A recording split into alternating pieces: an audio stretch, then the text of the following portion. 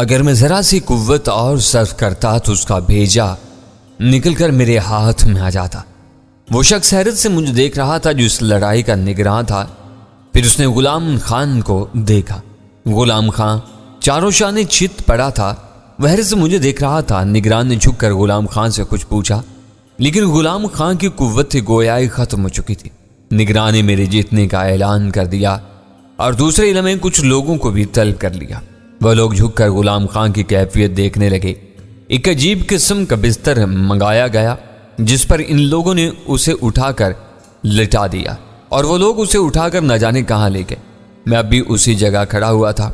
لوگ بے پناہ خوشی کے انداز میں چیخ رہے تھے، تالیاں بجا رہے تھے۔ تب میں وہاں سے نیچے اتر آیا۔ لوگوں کی ہجوم نے مجھے گھیر لیا۔ ان میں خاص طور پر وہ لوگ تھے جنہوں نے مجھے کشتی کی اجازت دی تھی۔ میں اسی جگہ آ گیا جہاں سے مجھے لڑنے کی اجازت ملی تھی اور جہاں میرا وہ مختصر سا لباس موجود تھا جسے پہن کر میں اور سلانوس یہاں آئے تھے۔ سلانوس بھی اسی جگہ کھڑا ہوا تھا۔ اس نے مجھے دیکھا اور متحیرانہ انداز میں میرے نزدیک پہنچ گیا۔ پھر میرا شانہ تھپتھپاتا ہوا بولا، اگر تم تھوڑی سی قوت اور صرف کرتے تو شاید وہ مر جاتا۔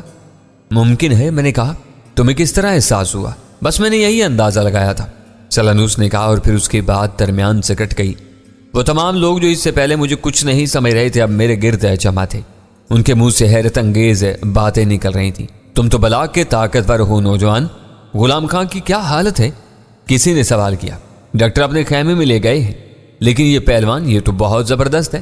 آؤ بیٹھو پہلوان، اپنا لباس بدل دو، تمہیں ابھی ادائیگی کر دی جائے گی۔ کیا تم دوسری کشتیوں کا معاہدہ کرو گے؟ میں ان لوگوں کو سمجھنے کی کوشش کر رہا تھا، لیکن ان کی باتیں مشکل سے سمجھ میں آ رہی تھیں اور ذہن پر بے حد زور دینا پڑ رہا تھا۔ میں نے ان لوگوں کو کم سے کم جواب دیے۔ پھر اس جگہ سے اطلاع آئی جہاں وہ میرے مقابل کو لے کر گئے تھے۔ غلام خان کی حالت خراب ہے، ڈاکٹروں کا کہنا ہے کہ وہ ذہنی توازن کھو بیٹھے گا، اسے فوراً اسپتال بھیجا جا رہا ہے۔ خدا کی پناہ، اس کی یہ حالت اس نوجوان کی وجہ سے ہوئی ہے؟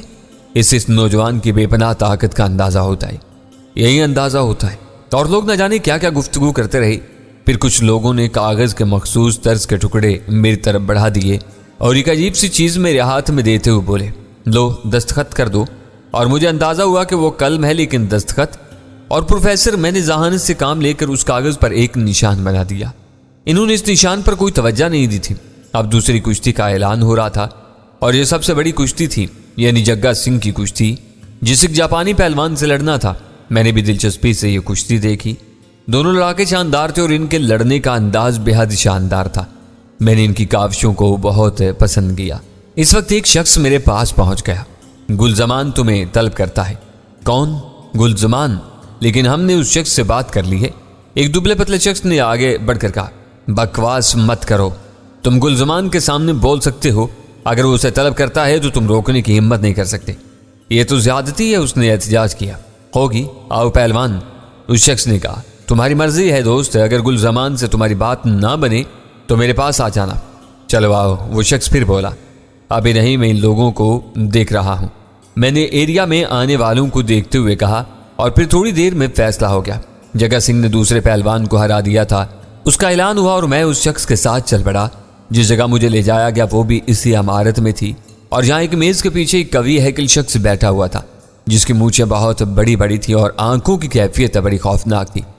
آؤ آؤ پہلوان، تم نے تو کمال کر دیا۔ غلام خان تو گیا کام سے، حالانکہ بڑا عمدہ پٹھا اٹھا تھا۔ بیٹھو، تم کافی نام پیدا کر لو گے۔ اور میں بیٹھ گیا۔ کہیں باہر سے آئے ہو؟ اس نے پوچھا۔ ہاں، کہاں سے آئے ہو؟ دوسری جگہ سے۔ بھائی، اس دوسری جگہ کا کوئی نام تو ہوگا؟ ہاں ہے، میں نے الجھے ہوئے انداز میں کہا۔ کسی پہاڑی علاقے کا جوان معلوم ہوتا ہے استاد؟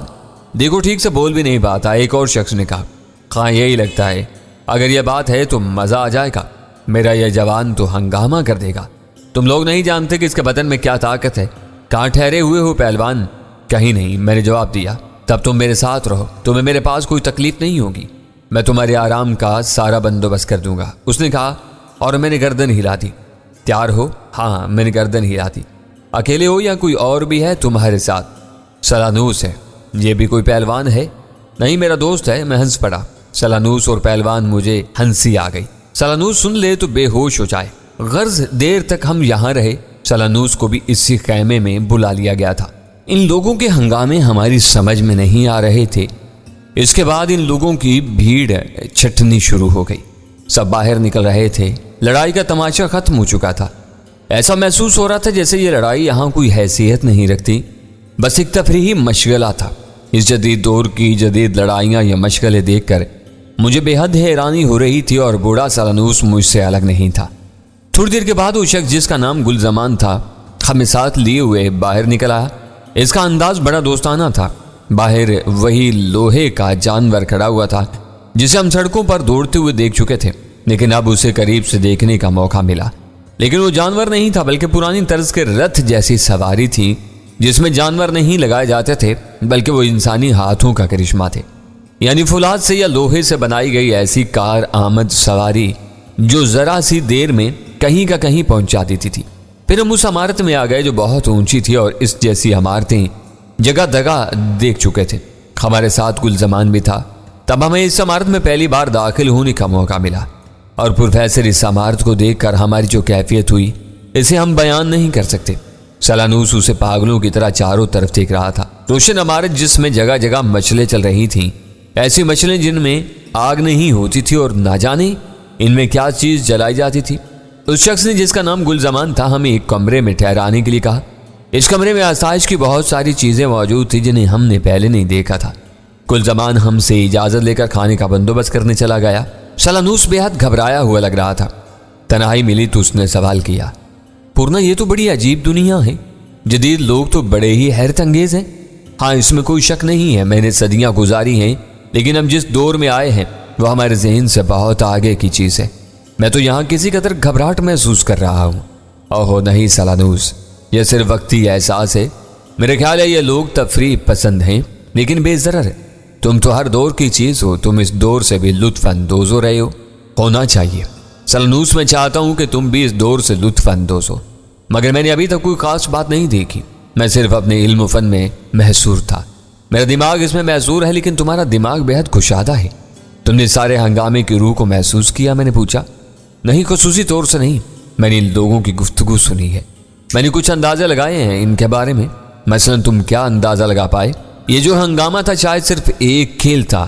اس طرح لوگوں کو لڑایا جاتا ہے اور پھر یہ انہیں پہلوان کہتے ہیں۔ یہ کھیل ہزاروں سال پرانا ہے، لیکن پہلے یہ کسی دشمن کو ختم کرنے کے لیے کھیلا جاتا تھا۔ اب تفریح کے طور پر کھیلتے ہیں، جتنے والے کو کاغذ کے ٹکڑے ملتے ہیں جو یقینی طور پر اہمیت کے حامل ہوں گے۔ اب ہم جن لوگوں میں آئے ہیں، میں ان سے اس سلسلے میں معلومات حاصل کروں گا۔ خواہ یہ تمہارا ہی کام ہے صدیوں کے بیٹے۔ اس نے گہری سانس لے کر جواب دیا۔ دیر تک ہم دونوں گفتگو کرتے رہے۔ پھر اس کمرے کے دروازے پر ایک شخص نظر آیا۔ گل زمان کھانے کے لیے طلب کرتا ہے۔ آؤ سالانوس، میں نے کہا، اور سالانوس میرے ساتھ اٹھ کر باہر نکل آیا۔ سنو، ان لوگوں کو اپنے بارے میں کیا بتاؤ گے؟ دیکھا جائے گا، تم فکر مت کرو، میں نے کہا، اور سالانوس خاموش ہو گیا۔ یہ عمدہ بات تھی کہ اس کی زبان یہ نہیں سمجھی جا سکتی تھی۔ وہ شخص ہمیں جس جگہ لے کر گیا تھا وہ بھی ایک خوبصورت کمرہ تھا۔ یہاں گل زمان دو آدمیوں کے ساتھ بیٹھا ہوا تھا، اور اس کے سامنے کھانا لگا ہوا تھا، بڑے بڑے برتن جن میں خوشبو اٹھ رہی تھی۔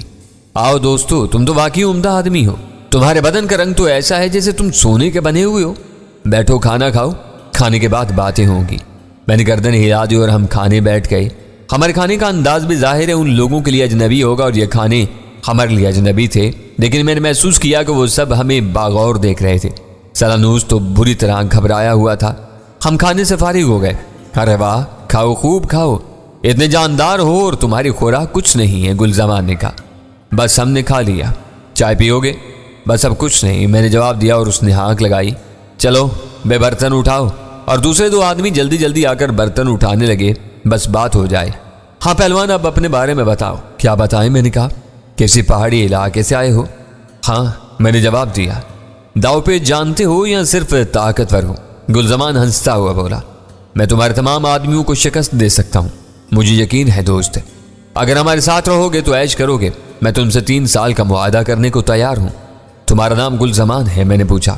ہاں، یہاں کا سب سے بڑا پروموٹر ہوں، بڑی بڑی کشتیاں کرا چکا ہوں، تمام لوگ مجھے اچھی طرح جانتے ہیں۔ ایک بات کہوں گل زمان؟ ضرور کہو میری جان، کیا بات کہنا چاہتے ہو؟ گل زمان، میں اور میرا دوست تمہاری اس دنیا میں بالکل اجنبی ہیں، ہم اس کے بارے میں کچھ نہیں جانتے۔ تمہارے رہن سہن اور تمہارے مشغولات کے بارے میں ہمیں کوئی علم نہیں۔ ہم تمہارے ساتھ تعاون کریں گے لیکن اس شرط پر کہ تم ہمیں اپنی دنیا کی ایک ایک چیز کے بارے میں بتاؤ۔ اوہ، میں جانتا ہوں کہ تم کسی پہاڑی دیہات کے باشندے ہو۔ ٹھیک ہے، مجھے تمہاری یہ شرط منظور ہے، لیکن یہ بتاؤ اگلے ہفتے لڑو گے؟ جب اور جس سے کہو گے لڑوں گا، لیکن میری مشکل کے وقت ہے تم میری مدد کرو گے، میں نے صاف لہجے میں کہا۔ یہ بات ہے، گلزمان پرخیال انداز میں بولا، پھر اپنے ساتھی کی جانب دیکھ کر بولا، کیوں چودھری، اس سلسلے میں ان بیچاروں کی کیا مدد کر سکتے ہو؟ لگتا ہے بالکل ہی کورے ہیں۔ ہاں گلزمان، لیکن ایک مشکل ہوگی۔ کیا؟ سیکھ ساکھ جائیں گے تو بھول جائیں گے ہمیں اور پھر دوسروں سے معاہدہ کرتے پھریں گے۔ کیسے معاہدے کرتے پھریں گے؟ ہم جوان سے معاہدہ کریں گے۔ گلزمان جلدی سے بولا، کتنے سال کا معاہدہ کرو گے؟ 3 سال کا۔ ٹھیک ہے، اگر یہ پابندی سے اس پر عمل کریں تو کریں گے، کیسے نہیں، اور اگر نہیں کریں گے تو بیٹا جی کی ہڈیاں کون سلامت رہنے دے گا؟ میرا نام بھی گلزمان ہے اور سن لو تم بھی۔ گلزمان نے ہم دونوں سے کہا، ہم تمہاری ضروریات کا خیال رکھیں گے، لیکن تمہیں صرف ہمارے لیے لڑنا ہوگا۔ ایک لمحے کے لیے مجھے اس شخص کی بات پر غصہ آیا، لیکن غصہ تو حماقت تھی۔ ان لوگوں سے کچھ معلوم کرنے کے لیے فی الوقت اسی طرح کام چلایا جا سکتا تھا۔ یوں بھی کہا جائے تو غلط نہ ہوگا کہ اس دور میں اگر میرے پاس کچھ تھا تو یہی ایک ہنر تھا جس سے میں یہاں کے لوگوں کو متاثر کر سکتا تھا، ورنہ جس انداز میں ہم لوگ اس دور کو دیکھ رہے تھے وہ ایسا تھا کہ ہم ہر لحاظ سے خود کو ان سے کم تر پا رہے تھے۔ وہ لوگ ذہنی طور پر اتنی قوت حاصل کر چکے تھے کہ حیرت ہوتی تھی۔ وہ سواری جس میں وہ بیٹھ کر آتے تھے اسے ایک آدمی چلاتا تھا اور اس میں کوئی جانور بھی نہیں جوتا تھا۔ اس قسم کی اور بھی بہت سی چیزیں بے حد تعجب خیز تھیں۔ اگر ہمیں کوئی رہنما مل جاتا تو ہمیں معلوم ہو جاتا کہ یہ سب کچھ کیا ہے۔ ہمیں وہاں کے ماحول اور حالات کو سمجھنے کے لیے بہت مشکل پیش آ رہی تھی، اس لیے میں نے گلزمان سے مدد لینے کا فیصلہ کر کے گلزمان کی تجویز اور معاہدے کو منظور کر لیا۔ خواہ مجھے منظور ہے، میں نے کہا، میں تم سے وعدہ کرتا ہوں کہ جب بھی لڑوں گا تمہارے لیے اور جس سے کہو گے لڑوں گا۔ تم نے وہ آخری کشتی دیکھی تھی جس میں جگا سنگھ تھا؟ ہاں وہی، بڑا عمدہ داؤ مارا ہے اس نے، لیکن میرا خیال ہے میں اگلے ہفتے کے لیے اسے چیلنج کر دوں گا۔ میں نہیں سمجھا، میں نے کہا، مقصد یہ ہے کہ اس سے کہوں کہ تم اس سے اگلے ہفتے لڑنا چاہتے ہو؟ ہاں کوئی حرج نہیں ہے، میں اسے شکست دے دوں گا، میں نے بڑے اعتماد سے کہا۔ گلزمان خوشی سے سرخ ہو گیا۔ اگر تم نے اسے شکست دے دی تو شہنشاہ بن جاؤ گے، شہنشاہ، کیا سمجھے تم؟ ہر جگہ مشہور ہو جاؤ گے، پھر چاروں طرف تمہارا انعام ہوگا۔ جگا سنگھ بڑا اکڑ رہا ہے، لیکن اب میں اسے اچھی طرح دیکھ لوں گا اور اس کے پروموٹر سے بھی نمٹ لوں گا، اور چودھری تم دیکھنا میں اسے میدان ہی میں شکست دوں گا۔ شاباش میرے شیر، جی خوش کر دیا تو نے۔ جاؤ عیش کرو، میں تمہیں ساری چیزوں کے بارے میں بتاؤں گا۔ ہمیں ہماری آرام گاہ میں پہنچا دیا گیا۔ عمدہ کھانا ملا تھا۔ سلنوس اب اس حد تک بدحواس نہیں تھا جس حد تک پہلے تھا۔ ہم جن بستروں پر لیٹے ان کے بارے میں سلنوس نے کہا، جدید دور کے انسان نے واقعی حیرت انگیز ترقی کی ہے۔ کیا تم اس بستر پر لیٹ کر انتہائی آرام و سکون محسوس نہیں کر رہے ہو؟ بے شک یہ بہت آرام دہ بستر ہے، لیکن میری بات نہ کرو سلنوس، میں نے ہر دور میں آرام و آسائش کو ترک کیا ہے۔ مجھے ان چیزوں سے کوئی دلچسپی نہیں ہے۔ جو کھانا تم نے کھایا بے شک وہ لذت میں لاسانی تھا، لیکن میں اس سے ذرا بھی متاثر نہیں ہوا۔ تمہاری بات دوسری ہے، میں اپنی بات کر رہا ہوں۔ کیوں مجھے فنا ہونا ہے، لیکن کیا تمہیں ان باتوں پر حیرت نہیں ہے کہ ان لوگوں نے زندگی کو کیا سے کیا بنا لیا؟ اب طویل فاصلے طے کرنے کے لیے نہ تو گھوڑا گاڑیوں کی ضرورت ہے اور نہ پیدل چلنے کی۔ یہ لوگ لوہے کی سواری رکھتے ہیں۔ ستاروں نے غلط نہیں کہا تھا کہ یہ دور لوہے کا دور ہے اور یہ سب لوہے کے غلام ہیں، اس نے کہا۔ ہاں تم انہیں غلام کہہ سکتے ہو، لیکن میں نے ایک دوسری بات بھی محسوس کی ہے۔ وہ کیا؟ لوہا ان کے تابع ہے، وہ اسے جو سانچہ دیتے ہیں اس میں ڈھل جاتا ہے۔ حالانکہ فولاد موڑنا، اپنی مرضی کے مطابق تیار کرنا کس قدر مشکل کام ہے۔ زمانہ قدیم میں اس کے لیے کتنی تگدو کرنی پڑتی تھی۔ بے شک، لیکن انہوں نے لوہے کا مزاج سمجھ لیا ہے۔ واقعی انسان ترقی کی بلندیوں پر ہے، اور غور کرو کہ ہم کس قدر خوش نصیب ہیں کہ ہم نے اس انسان کو وقت سے پہلے دیکھ لیا۔ ہاں سلانوس، اس لحاظ سے میں تمہیں اس دور کے لوگوں سے بھی برتر تصور کرتا ہوں۔ نہیں، یہ زیادتی ہے۔ کیوں؟ میں اگر چاہوں بھی تو اس دور کے انسان کے ذہن تک نہیں پہنچ سکتا۔ یہ تو بہت ذہین لوگ ہیں، نہ جانے اندرونی طور پر انہوں نے کیا کیا کارنامے انجام دیے۔ لیکن تم ایک بات بھول رہے ہو۔ کیا؟ یہ لوگ ابھی پیدا بھی نہیں ہوئے ہیں۔ یہ دور ابھی صدیوں بعد آنا ہے۔ اس دور کے انسان کے تصور میں بھی نہیں ہوگا کہ کوئی اس طرح مستقبل میں جھانک رہا ہے۔ اس دور کا بھی کوئی وجود نہیں ہے، لیکن وہ ہمارے سامنے موجود ہے۔ ہاں یہ دوسری بات ہے، معمولی نہیں ہے سلانوس۔ تمہارا شکریہ جو تم مجھے اس قدر اہمیت دے رہے ہو۔ حالانکہ میرا کچھ اور خیال ہے۔ کیا؟ مجھ سے زیادہ عظیم اور انوکھے تم ہو، کیونکہ میں تو علم کے ذریعے مستقبل میں جھانک رہا ہوں اور تم خود اس حقیقی دور تک پہنچ گئے ہو۔ ہم دونوں میں انفرادیت ہے اور یہ لوگ ہم سے بھی منفرد ہیں۔ دلچسپ بات یہ ہے کہ ہم صدیوں آگے کے لوگوں کی سوچ سے واقف ہیں اور وہ ہمیں اپنے بارے میں بتانے کی تیاریاں کر رہے ہیں۔ ہم دونوں خاموش ہو گئے۔ میں آنکھیں بند کرنے کی کوشش کرنے لگا، حالانکہ دل نہیں چاہتا تھا کہ وقت اس طرح بیکار گزاروں۔ جو کچھ معلوم کر لیا جائے وہ بہتر ہوتا ہے، لیکن ان لوگوں کی مانند زندگی گزارنا ہی مناسب تھا۔ رات ختم ہونے تک میں سوچتا رہا۔ سلنوس البتہ بے خبر ہو رہا تھا۔ مجھے اس کی کمزوری پر ہنسی آ گئی۔ روشنی نے جھانکا اور میں نے بستر چھوڑ دیا۔ سلنوس نے بھی آنکھیں کھول دی تھی۔ کیا حال ہے سلنوس؟ بے خبر سو رہا تھا۔ جاگنے کے بعد یاد آیا کہ کس دور میں ہوں تو بڑی خوشی ہوئی۔ گویا تمہارا ذہن اسے قبول کرتا جا رہا ہے۔ قبول تو پہلے بھی کر رہا تھا، لیکن ذرا سی الجھن تھی۔ میرا خیال ہے کہ کچھ وقت یہاں گزارنے کے بعد میں مکمل طور پر مطمئن ہو جاؤں گا۔ تم نے ایک بات محسوس کی سلنوس؟ کیا؟ اس دور کا انسان فطرتاً آزاد معلوم ہوتا ہے۔ ان لوگوں کا ضابطہ حیات ہے ابھی تک سمجھ میں نہیں آیا۔ میرا خیال ہے کہ اس بارے میں معلومات حاصل کرنا زیادہ مشکل نہ ہوگا۔ ہاں، اس میں کوئی شک نہیں ہے۔ یہاں سے ہم نے ابتدا کی ہے، پہلے بنیادی باتیں معلوم ہو جائیں، اس کے بعد آگے بڑھیں گے۔ ٹھیک ہے، سلنوس نے جواب دیا۔ تھوڑی دیر کے بعد ہمارے کمرے کا دروازہ کھلا اور کسی نے اندر جھانکا۔ کیا تم لوگ جاگ گئے ہو؟ ہاں، میں نے جواب دیا، اور پوچھنے والا ہم سے کچھ کہے بغیر واپس چلا گیا۔ پھر کچھ دیر بعد واپس آ کر پوچھا، منہ ہاتھ دھو چکے ہو؟ ہاں، میں نے جواب دیا۔ تو چلو ناشتہ کر دو، گلزمان کام سے گیا ہوا ہے، تم اس وقت اکیلے ہی ناشتہ کرو گے۔ ہم اس کے ساتھ چل دیے۔ ناشتے میں بھی بہت عمدہ چیزیں تھیں۔ سلنوس اب ان چیزوں کو دلچسپی سے کھا پی رہا تھا۔ ناشتے سے فارغ ہو کر ابھی ہم ناشتے کے کمرے سے باہر نہیں نکلے تھے، کچھ افراد اندر داخل ہوئے۔ ان میں سے ایک دراز قامت اور خوبصورت سی لڑکی تھی، جدید ترین لباس میں ملبوس، اور اس کے ساتھ ایک بے تکے قسم کا آدمی تھا۔ لڑکی اندر داخل ہوئی۔ اس نے اپنی آنکھوں پر کوئی عجیب سی چیز پہنی ہوئی تھی جو غالباً شیشے کی بنی ہوئی تھی۔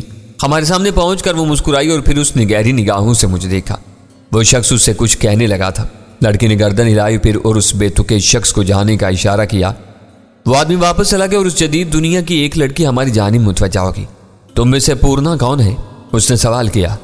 میں ہوں، میں نے آگے بڑھ کر کہا۔ اور یہ تمہارا دوست سلنوس؟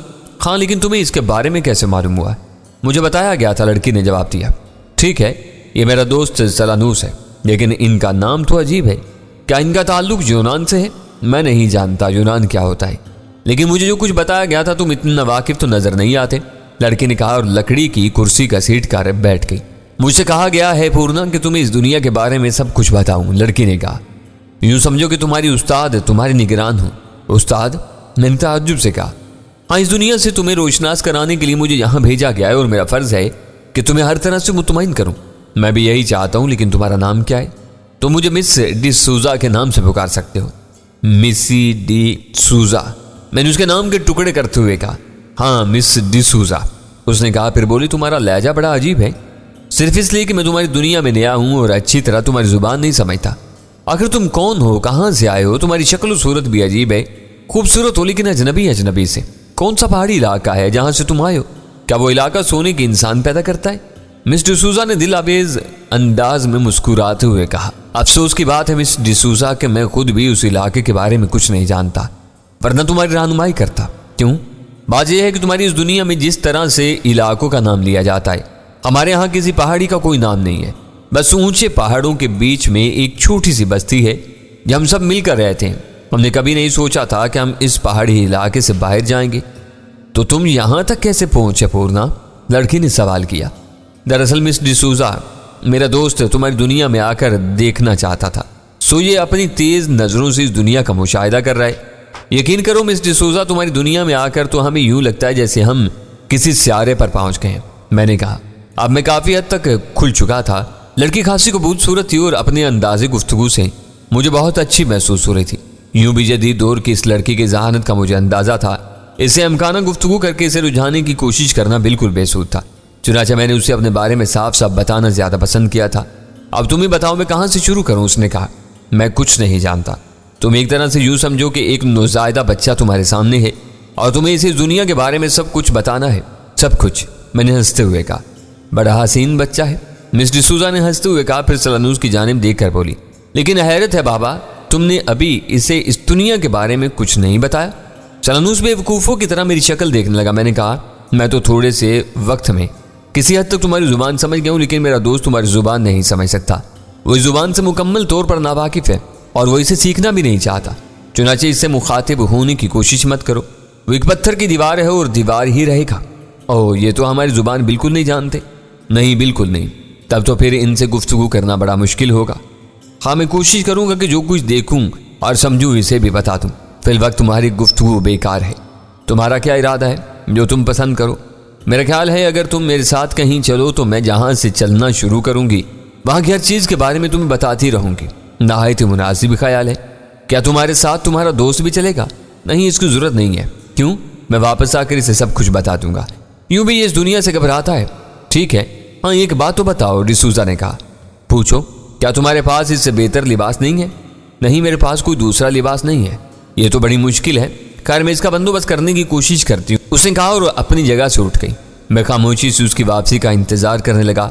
سلانوس بھی اہمکو کی طرح منہ کھولے بیٹھا رہا۔ جب مس ڈسوزا کو گئے کافی دیر گزر گئی تو سلانوس نے کہا، کیا کہہ رہی تھی یہ لڑکی؟ میں سلانوس کو اس کی گفتگو کے بارے میں بتاتا رہا اور سلانوس گردن ہلانے لگا، پھر بولا، ٹھیک ہے، تم معلومات حاصل کر لو اور بعد میں مجھے سمجھا دینا۔ اس وقت تک تمہیں یہیں تنہا رہنا پڑے گا۔ رہوں گا، ضرور رہوں گا، بس ان لوگوں سے کوئی گڑبڑ نہ ہو جائے۔ کیسی گڑبڑ؟ میں نے تعجب سے پوچھا۔ ارے حیران مت ہو، میرا مقصد یہ ہے کہ ان لوگوں کو میں سمجھ تو سکتا نہیں، یہ مجھے کچھ کہیں گے، میں کچھ اور جواب دوں گا، لیکن خیر کوئی بات نہیں، میں ان سے اشاروں میں بات کر لوں گا۔ تم بے فکر ہو کر جاؤ، سلانوس نے کہا۔ مس ڈسوزا واپس آ گئی تو اس کے ہاتھ میں ویسا ہی ایک لباس تھا جیسا میں نے وہاں کے دوسرے لوگوں کو پہنے ہوئے دیکھا تھا۔ اس نے وہ لباس میری جانب بڑھا دیا اور بولی، لیکن کیا تم یہ لباس پہننا جانتے ہو؟ نہیں، میں نے جواب دیا۔ تب پھر دیکھو، میں تمہیں پہن کر بتا دیتی ہوں کہ تم اسے کس طرح پہنو۔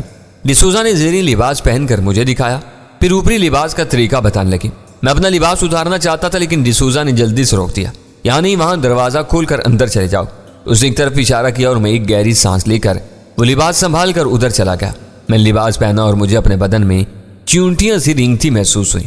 تنگ سا لباس تھا، عجیب محسوس ہو رہا تھا۔ میرا بدن تو آگ کی گرمی سے زندگی پاتا تھا۔ بھلا یہ تنگ سا لباس مجھے کیسے پسند آتا، لیکن برداشت کرنا ہی تھا۔ تو میں نے اس کے بتائے ہوئے طریقے پر لباس پہن لیا اور باہر نکل آیا۔ مس ڈسوزا باہر موجود تھی اور میرا دوست سلانوس بھی۔ سلانوس نے مجھے دیکھ کر ایک گھن گرج کا کہکا لگایا۔ میں نے بوکھلا کر مس ڈسوزا کی جانب دیکھا، لیکن مس ڈسوزا کی آنکھوں میں عجیب سے تاثرات تھے۔ وہ مبہوت ہو گئی تھی اور مجھے تکے جا رہی تھی۔